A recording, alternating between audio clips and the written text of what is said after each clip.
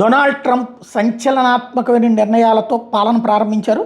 ప్రమాణ స్వీకారం తర్వాతన 200 ఎగ్జిక్యూటివ్ ఆర్డర్లు విధానపరమైన నిర్ణయాలతో కొత్త పాలనకి షురూ చేశారు. ప్రభుత్వంలో 4 సీనియర్ అధికారుల మీద వేటేశారు.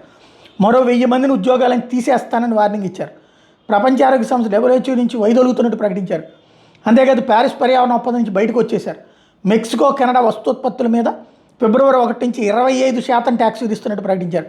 టిక్ టాక్కి మరో 75 రోజులు గడువిస్తూ ట్రంప్ సంతకం పెట్టారు.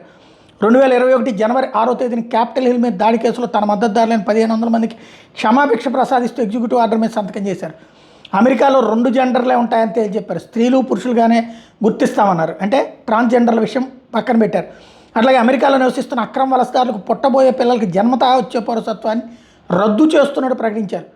యుద్ధాలు చేయడం నా విధానం కాదన్నారు ట్రంప్. యుద్ధాలు ఆపుతానని తేల్చి చెప్పారు.